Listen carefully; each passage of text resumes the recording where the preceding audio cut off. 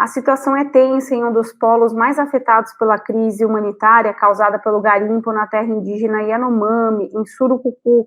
Embora a emergência tenha entrado para a agenda do governo federal desde janeiro, a força-tarefa voltada para o atendimento à saúde e distribuição de alimentos ainda é insuficiente. Nós pegamos alguns dados aqui da Deutsche Welle, né, que é um veículo de comunicação alemão, mas que tem um olhar especial aqui para toda essa parte em relação às notícias do Brasil, dizendo que a desnutrição infantil também, né, segue em alerta.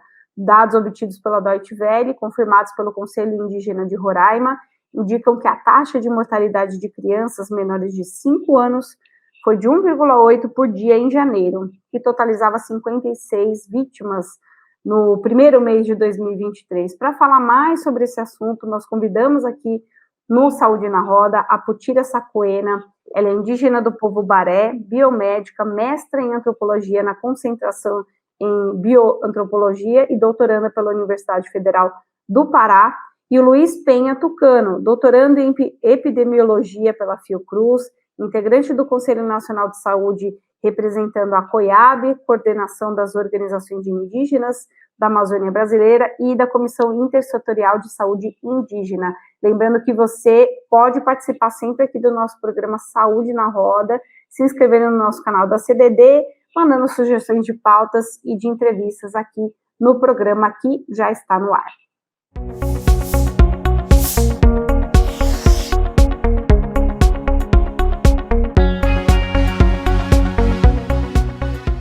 Começando aqui o nosso Saúde na Roda com esses dois entrevistados que eu já mencionei, para falar da saúde Yanomami.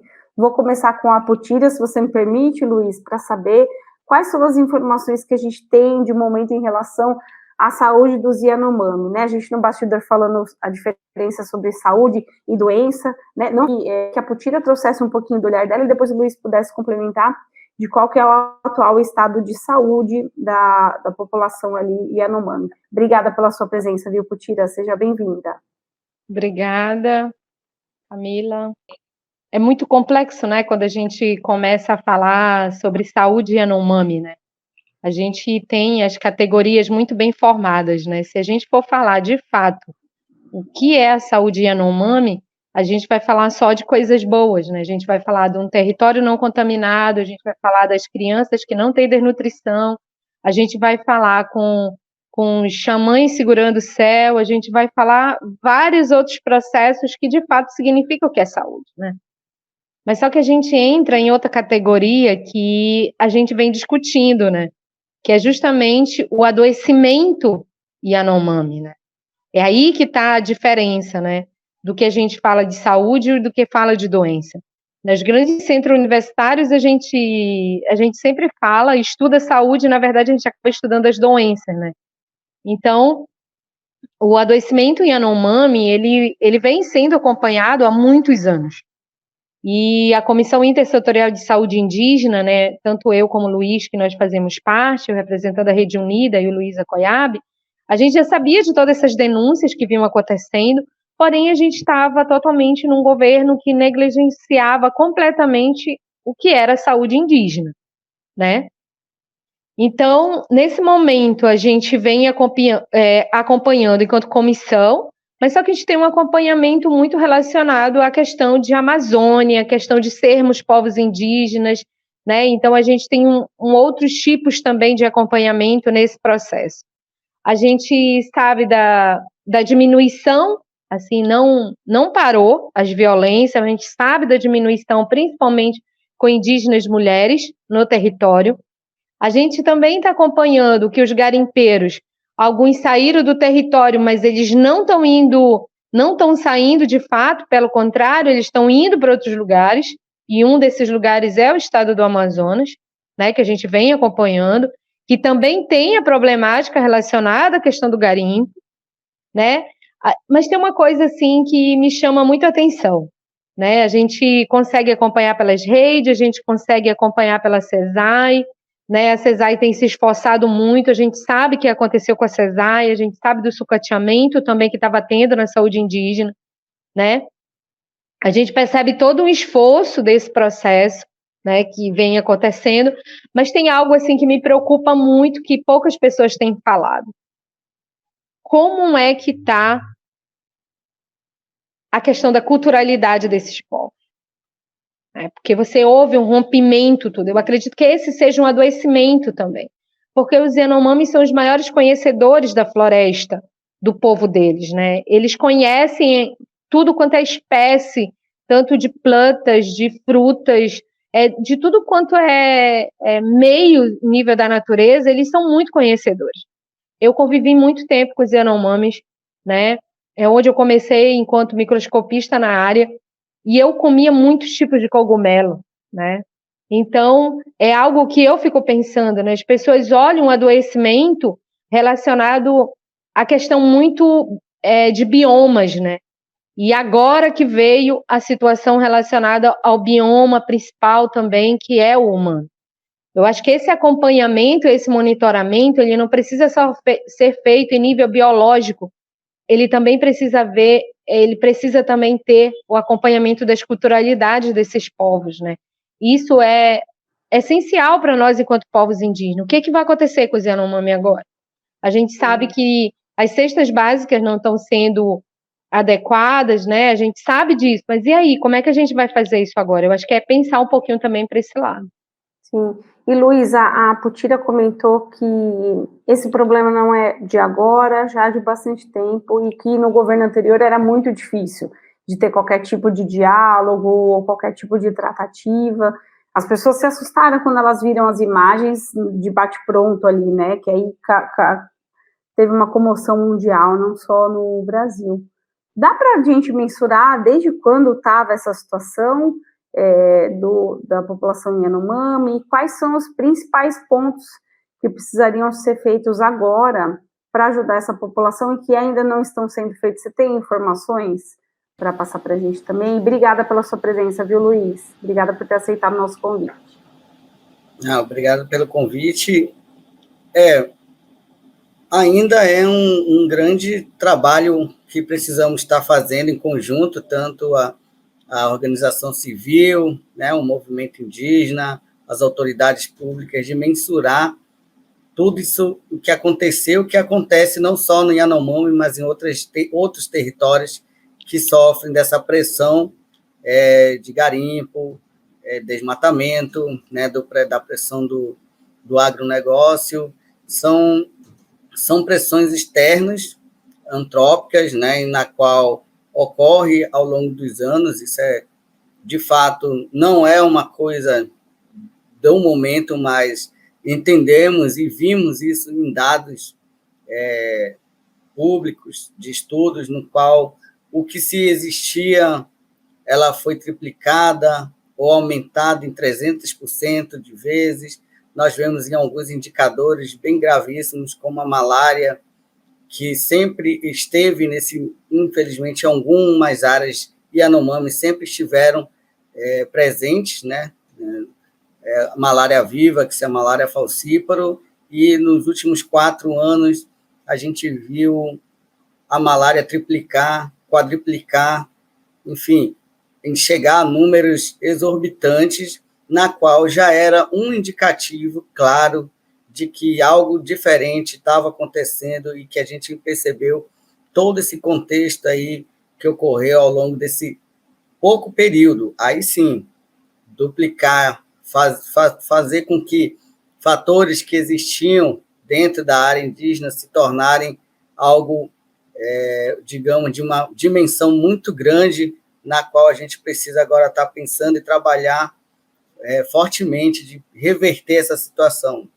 A questão das próprias crianças, né, nós temos visto em alguns números estatísticos de que em alguns determinados anos, recentemente, a malária anual, o índice parasitário anual, tem, em alguns casos, 60% em crianças de 0 a 9 anos. Então, a gente vê que era algo de um indicador já existente dentro de um sistema de saúde, na qual foi invisibilizado, ou talvez nem era interesse, como foi dito aqui pela Putira, de quem estava à frente na época, porque números desses era visível de quem estava ali fazendo a vigilância epidemiológica, a vigilância em saúde, na qual todos que são profissionais de saúde, com certeza, já deveriam ter alertado, e se alertaram, não foram ouvidos, né? É como se tivessem invisibilizado essa questão da malária e, sobretudo, da desnutrição também, né? Porque, assim, não vamos passar isso para frente, não. Eu não sei o que vocês provavelmente já devem ter algumas, pelo menos, expectativas ou até mesmo algumas suspeitas do que aconteceu, né? Por que esse problema foi simplesmente ignorada? Eu vou jogar essa questão, essa reflexão para a Putin, e depois eu queria ouvir você, viu, Luiz? Porque você falou da malária, mas a desnutrição também, né? Algo realmente gritante, por muitas pessoas ficam pensando, mas como que deixaram chegar nesse ponto, né? Como se fosse uma terra mesmo abandonada. Então eu vou passar a fala para a Putin, e depois, se o Luiz puder complementar, né, agradeço também.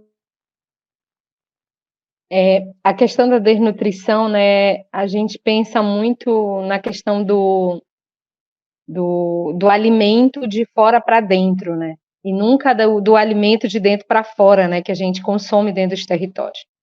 Então, a desnutrição no território Yanomami, do que a gente conhece, do que a gente já vivenciou, né, que a gente tem um pouco de vivência nesses locais, a gente percebe que é algo que já vinha sendo, né, vivido pelos povos Yanomami, no sentido de que a gente já tem um problema da malária, como o Luiz falou, relacionado à questão principalmente com as crianças que pegam malária, e aí não tem uma alimentação, a medicação é difícil, até hoje a gente não tem ainda uma medicação própria para criança, que a gente não tenha que dissolver comprimido e tudo mais, que é muito ruim, né, muito amargo aqueles comprimidos. E aí a gente tem toda essa situação, a gente tem relacionada a questão que está diretamente ligada ao fígado, né? Então aí a gente já tem uma problemática relacionada à questão de não se alimentar, a boca ficar amarga, e várias outras situações.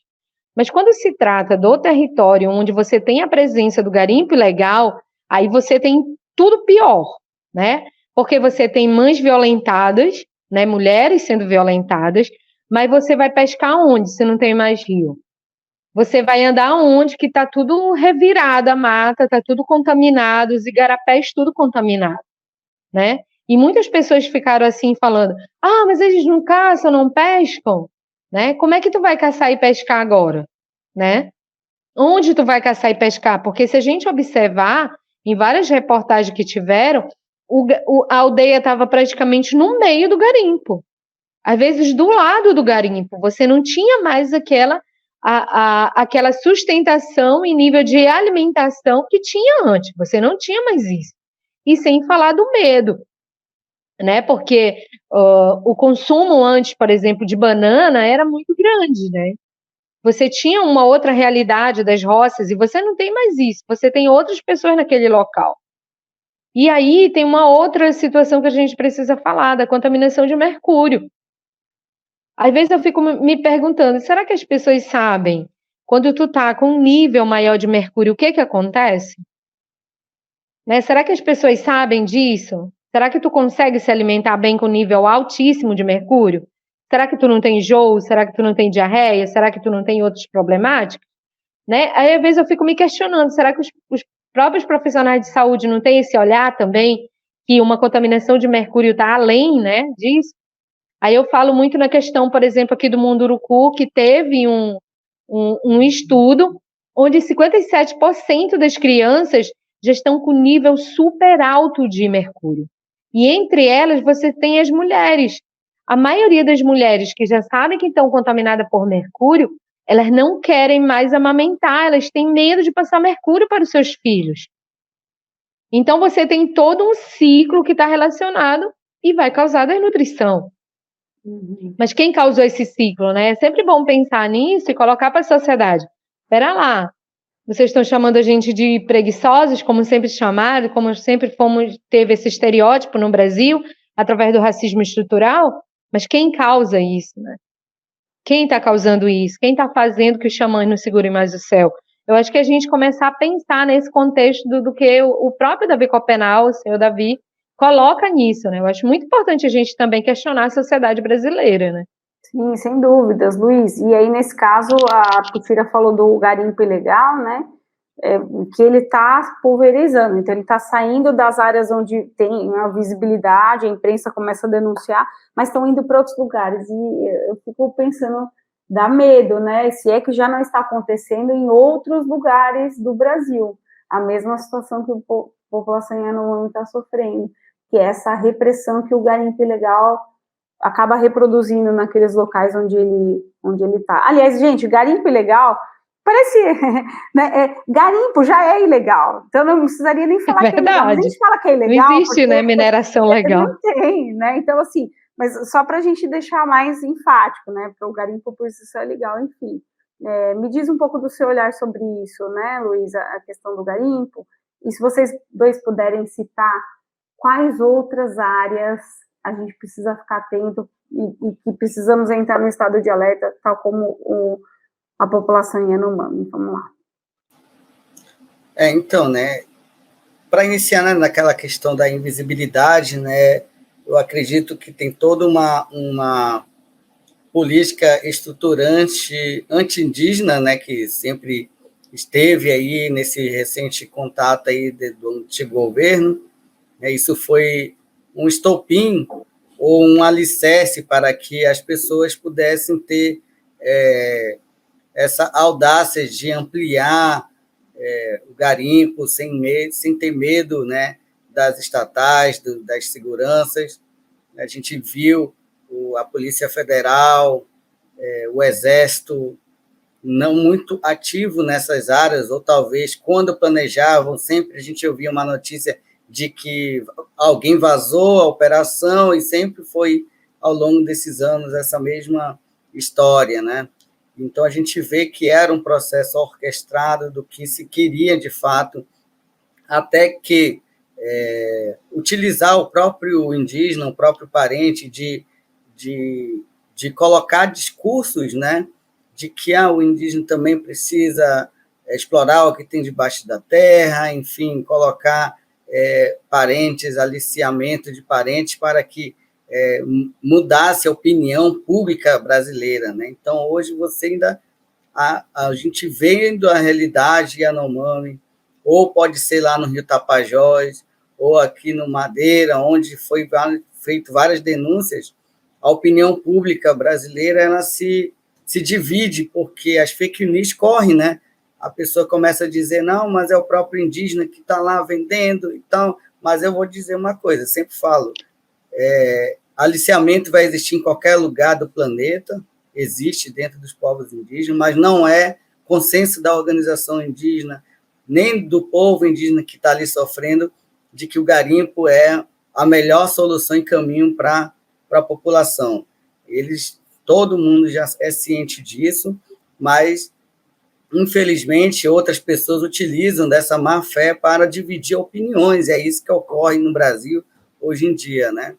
Você quer falar sobre a problemática do garimpo, no que ele causa, mas a pessoa vem, chega e fala, mas é o próprio indígena que quer, mas isso não é a grande verdade. Percentuais de pessoas foram aliciadas, talvez enganadas, porque eu não vi até hoje um indígena rico, milionário, como as pessoas ficam, ninguém sabe nem quem é, da onde é, para onde que vai esse ouro, para que lugar está indo, enfim, a gente entende que provavelmente nem aqui no Brasil fica esse ouro, então são coisas que mexem com uma estrutura bem organizada, né, uma estrutura totalmente com recursos. A gente viu nas imagens, as pessoas tinham internet de banda larga 5G, as pessoas tinham helicópteros, tinham avião, combustível, muito mais do que a própria CESAR e o Exército. Eles têm toda a tecnologia para serem informados na hora que tem uma operação, na hora que não tem. E se sair agora, é por questões de tempo, porque alguns não saíram, migraram para um outro lugar, onde tenha menos visibilidade que Yanomami, outros saíram, mas depois retornam, e aí as pessoas sabem, ficam de olho, mas é aquilo, né? A estrutura é tão forte, né, dessas pessoas, de que há a represália, há pessoas que estão sendo perseguidas, há pessoas lideranças indígenas que não podem viver mais na sua casa, tem que ficar se mudando. Então, é toda essa problemática de que entende-se do quanto de pessoas envolvidas de grande escala que estão nesse meio e que a gente não tem nem noção ainda. Gente, como a gente está um pouco refém, infelizmente, do tempo aqui, eu não posso atrasar a Putira, que ela ainda vai pegar o avião. Eu queria que você citasse, um pouquinho antes a gente estava falando, quais são os lugares que, se você puder fazer um alerta, né, que podem, enfim, gerar a mesma problemática, se é que já não está tendo dos povos indígenas. Você pode citar alguns para a gente? Putira, rapidinho, assim, só para a gente encerrar, infelizmente. A gente pode tá falando, tanto eu como o Luiz, porque já houve a denúncia, né, na Comissão Intersetorial de Saúde Indígena, e aí não é algo assim que vem preocupando, né, os povos indígenas, principalmente o movimento indígena, né, que tem participado, principalmente a COIAB, né, que vem acompanhando todo esse processo, e aqui no estado do Pará, a FEPIPA também, né, a Federação Estadual dos Povos Indígenas, vem acompanhando muito de perto, né, todas essas denúncias que vêm acontecendo. A gente já tem o território Munduruku, né, o Rio Tapajós ali, né, toda aquela área ali dos municípios de Itaituba e Jacareacanga. A gente tem uma problemática lá que eu falei já, que já tem pesquisa relacionada à questão da contaminação por mercúrio nas pessoas, né, nas pessoas indígenas, e aí a gente vai para Altamira, né, a gente também já tem alguma área ali que é interessante, né, onde o garimpo ilegal retorna, a malária vem junto, né, porque Altamira tinha mais de 15 anos, na verdade, quase 20 anos que não tinha casos de malária, e aí você tem o garimpo ilegal e lá vem a malária novamente, né? Então você percebe o quanto o garimpo ilegal também traz essa contextualização da questão do adoecimento. E aí a gente tem também, né, que tem mais de 40 anos, né, a questão do garimpo nos territórios Caiapó, né, aqui no estado do Pará também. É algo que já vem sendo falado há muito tempo, denunciado, mas ainda não houve nenhum tipo de situação que pudesse, de fato, tentar, né, que o garimpo parasse naquela área. Então, o movimento indígena vem acompanhando tudo isso, né? E a gente tem no Amazonas, né, Luiz? A gente tem a questão, né, com várias outras situações relacionadas a dragas no nosso Rio Negro, né, que vira e mexe tem que ser queimada, denunciada, mas do nada aparece de novo. Então a gente tem várias situações também no Rio Negro já relacionada a isso, né, em todo o estado do Amazonas também.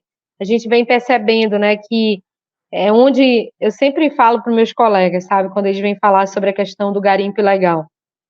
Eu falo para eles assim: vocês foram nos expulsando dos nossos territórios, que nós sempre estamos nos lugares mais bonitos. Nós sempre estamos nos lugares mais bonitos. E vocês nunca quiseram esses lugares. Vocês querem agora, porque os lugares bonitos é onde tem toda a nossa ancestralidade, né? E que vocês olham enquanto lucro lá embaixo. E nós olhamos enquanto sustento dos povos, né? E vocês olham como lucro, né? Que é onde está a maior concentração de minérios, são nos territórios indígenas, isso já está comprovado cientificamente, mas é porque a gente olha aquilo quanto parte da terra, né? E que não deve ser utilizado para destruir o mundo, né? E sim uma outra realidade, né? Que é para preservar vidas, que aí a gente fala, né? Que nossos territórios, ele é preservação, ele também é prevenção, ele também é promoção, mas ele é cura, né? Eu acho que é muito isso, assim. Agradecendo aqui a participação da Putira Saquena, indígena do povo Baré, biomédica, mestre em antropologia na concentração em bioantropologia e doutoranda pela Universidade Federal do Pará, e o Luiz Penha Tucano, doutorando em epidemiologia pela Fiocruz, integrante do Conselho Nacional de Saúde, representando a COIAB, e também da Comissão Intersetorial de Saúde Indígena. Gente, Muito obrigada pela gentileza da entrevista, da participação de vocês. Espero que daqui a alguns meses a gente possa retomar esse contato para saber se vocês têm mais informações. Muito obrigada pela participação e agradecendo a sua audiência aqui no nosso programa Saúde na Roda. Um grande abraço. Tchau, tchau, pessoal. Tchau, tchau, pessoal. Um abraço.